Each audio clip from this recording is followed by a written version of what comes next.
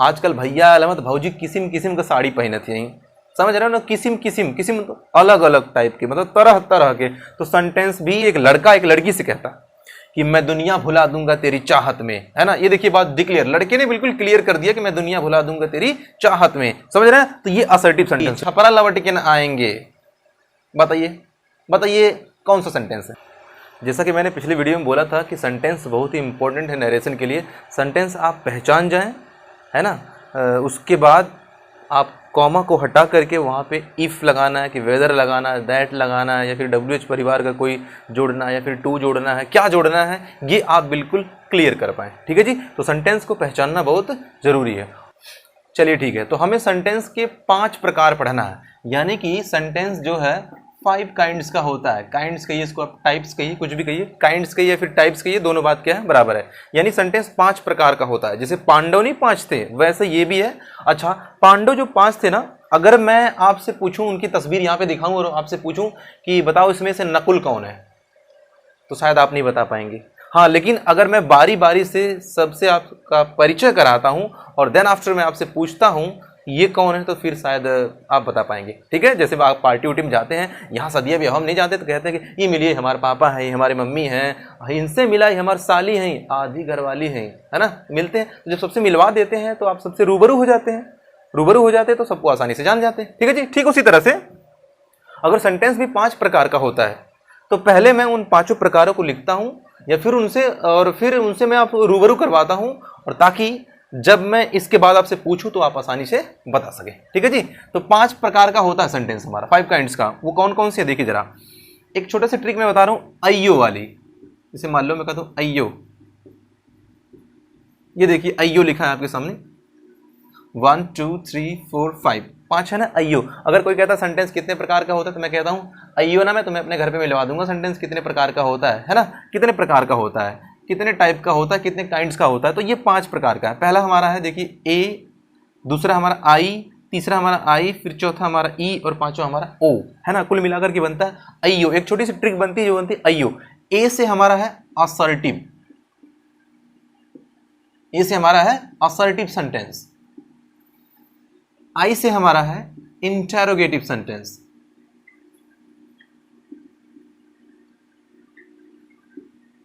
और आई से है इंपरेटिव सेंटेंस, इंपरेटिव सेंटेंस, और ई से है एक्सक्लेमेटरी, एक्सक्लेमेटरी सेंटेंस, और ओ से हमारा ऑप्टेटिव, ऑप्टेटिव सेंटेंस, ठीक है जी। यही 5 तरह के हैं, यानी 5 किस्म के हैं। काइंड्स का मतलब किस्म, समझ रहे हैं। सेंटेंस 5 किस्म का होता है। जैसे मान लो आपने कहते हैं कि आजकल भैया अलमत भौजी किस्म किस्म का साड़ी पहनती हैं, समझ रहे हो ना, किस्म किस्म किस्म तो अलग अलग टाइप के, मतलब तरह तरह के। तो सेंटेंस भी 5 किस्म का होता है, यानी इसके 5 तरह होते हैं, ठीक है। जैसे भौजी की सड़िया आप कह रहे हैं नेट वाली है, बनारसी वाली है, छींटीदार वाली है, मतलब जो है ना जिस तरह की है, तो उसी टाइप बोलते हैं ना, उसको आप किसी में उसका गिन रहे हैं। ठीक उसी तरह से अगर कोई सेंटेंस यहाँ पे लिखा गया है तो इन्हीं 5 किस्मों में से होगा, यानी इन्हीं 5 काइंड्स में से, इन्हीं 5 टाइप में से वो कहीं ना कहीं आपको मिल जाएगा, ठीक है जी। तो पहले का डिस्कस करते हैं। पहला हमारा असर्टिव सेंटेंस। असर्टिव सेंटेंस जो है होता है साधारण वाक्य, और भी किताबों में और हिंदी में लिखा रहता है कथनात्मक वाक्य, है ना, वर्णनात्मक वाक्य। तो मैं कह रहा हूं आपको इनकी हिंदी जानने की जरूरत नहीं है, क्योंकि अंग्रेजी का हिंदी से कहीं दूर दूर तक रिश्ता नहीं है। दोनों का जबरदस्ती सदिया कराएंगे तो बड़ा बुरा हो जाएगा भाई, लाठी लाठी मार होगी, फिर बड़ी दिक्कत हो जाएगी।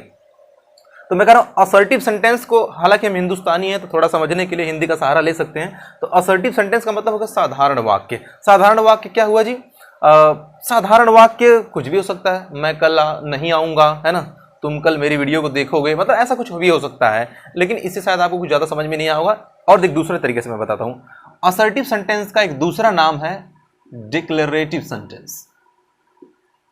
इसको बोलते हैं डिक्लेरेटिव। असर्टिव को दूसरी भाषा में डिक्लेरेटिव बोलते हैं, यानी कि आप ऐसा कह लीजिए असर्टिव का एक और नाम है जिसका नाम है डिक्लेरेटिव।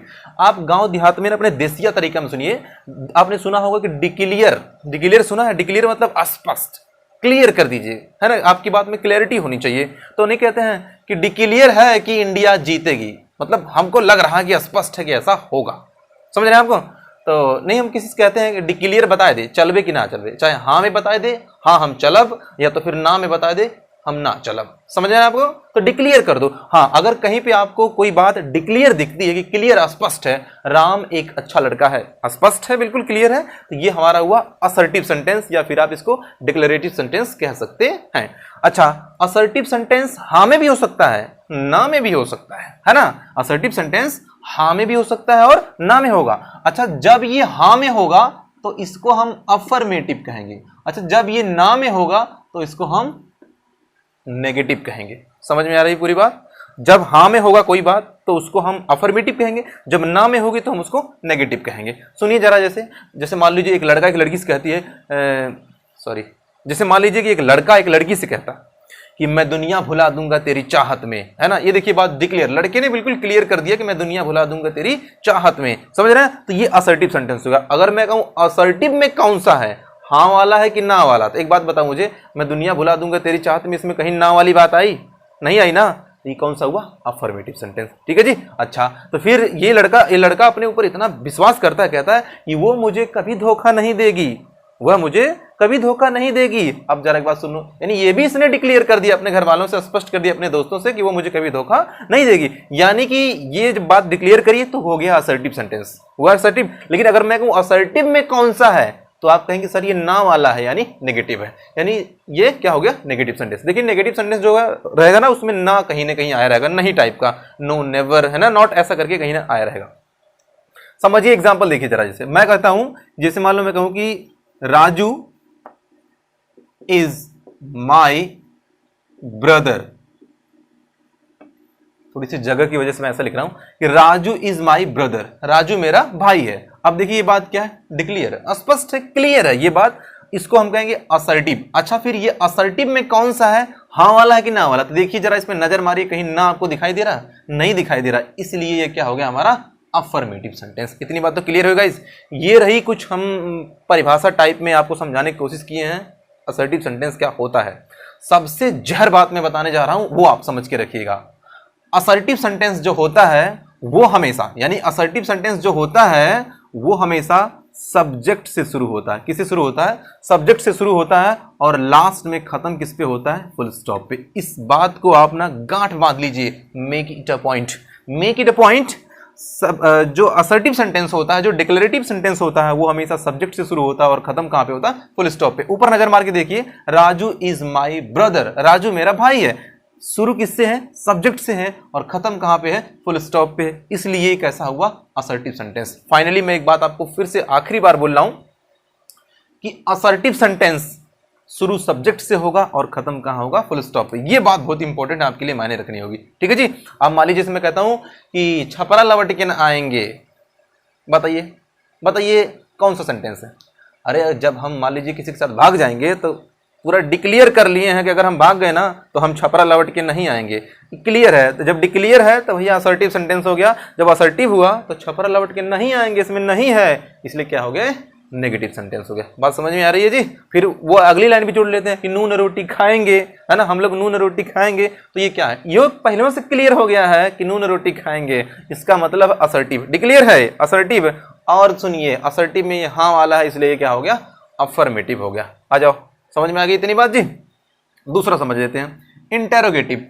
इंटेरोगेटिव का मतलब होता है प्रश्नवाचक, इंटेरोगेशन करना। जिसे कहते हैं पुलिस ने चोर को पकड़ लिया है और उससे इंटेरोगेशन जारी है, मतलब जांच पड़ताल पूछताछ क्या है, जारी है। तो इंटेरोगेशन मतलब प्रश्न पूछना, यानी आपसे प्रश्न पूछे, ऐसा सेंटेंस, ऐसा वाक्य जो आपसे प्रश्न पूछे, उसको हम क्या बोलते हैं, इंटेरोगेटिव सेंटेंस बोलते हैं। फॉर एग्जांपल जैसे मान लीजिए मैं आपसे पूछूं कि काहे का उधर काहे इतना मुंह गिरा यार, तुहार ब्रेकअप हो गया का, हमें भी पूछा कि तुम्हारा ब्रेकअप हो गया क्या, कहने का मतलब क्या तुम्हारा ब्रेकअप हो गया, ये एक सवाल है। फिर हमने पूछा पहले एक और क्वेश्चन पूछा था इसी में कि काहे मुंह गिराए हैं, मतलब क्यों मुंह गिराए हैं, क्यों मुंह लटकाए हैं, ये भी एक सवाल है। यानी कि ऐसा वाक्य जो आपसे क्या करे, प्रश्न पूछे। क्लास में मैं जनरली पूछ देता हूँ किसी बच्चे को खड़ा करके, कल तुमको कुत्ता काट लिया था ना, तो कहता हाँ सर, ना सर, बोलता है, ऐसे कुछ ना कुछ बोलता है। तो ये सवाल है, उससे पूछो मैंने, तो ये इंट्रोगेटिव हो गया, ठीक है। इंट्रोगेटिव सेंटेंस भी दो तरह का होता है, इंट्रोगेटिव सेंटेंस भी दो तरह का होता है। ये ऊपर वाले को मैं मिटाता हूं। इंट्रोगेटिव भी दो तरह का होता है, देखिए ध्यान से। इंट्रोगेटिव एक होता है एसनो टाइप का, यानी कि ऐसा सवाल जिसका जवाब यस नो में मिल जाए उसे हम एसनो टाइप का इंट्रोगेटिव बोलते हैं। और दूसरा है WH टाइप का, ऐसा सवाल जो WH परिवार से शुरू होता है, व्हाट, वेयर, वाई, है ना, होम, ऐसे शुरू होता है, उसको हम WH टाइप बोलते हैं। सुनिए, सवाल दो तरह से पूछा जाता है, या तो उसका जवाब हाँ या ना में मिल जाए, जब हाँ या ना में मिल जाए तो यस नो टाइप का, जब हाँ या ना में ना मिले तो फिर वो WH टाइप का। ठीक है जी। जैसे फॉर एग्जांपल समझिए, मैंने पूछा था कि गजोदर क्या तुम्हारा ब्रेकअप हो गया है, तो गजोदर कहेंगे यस सर, है ना, या तो फिर कहेंगे नो सर। देखिए हाँ या ना में जवाब मिल गया, मुझे पूरी जानकारी हो गई। इसका मतलब ये सेंटेंस क्या है, एसनो टाइप का है। ये इंट्रोगेटिव सेंटेंस तो है लेकिन एसनो टाइप का है। ठीक है जी। अच्छा, मैंने पूछा था कि भाई क्यों उदास हो, कहेंगे यस सर, नो सर। लो, अगर आप किसी से पूछते हैं जाकर क्यों उदास हो और कहता है यस नो, आंसर मिला आपको? नहीं मिला ना। जब आंसर यस नो में नहीं मिला तो एसनो टाइप का नहीं है, फिर कौन सा टाइप का है? वो WH टाइप का है। फिर से सुनिए एक बार दोबारा। इंट्रोगेटिव सेंटेंस वो सेंटेंस होता है जो आपसे प्रश्न पूछता है, और प्रश्न दो तरीके से पूछा जा सकता है, या तो उसका जवाब हाँ या ना में होगा, जब हाँ या ना में होगा तो एसनो टाइप का होगा। अच्छा, जब WH टाइप का होगा तो वो WH टाइप के परिवार से शुरू होगा, व्हाट, वेयर, होम, वाई से। चलिए फॉर एग्जांपल देखिए, यहां पे इनको मैं मिटाता हूं।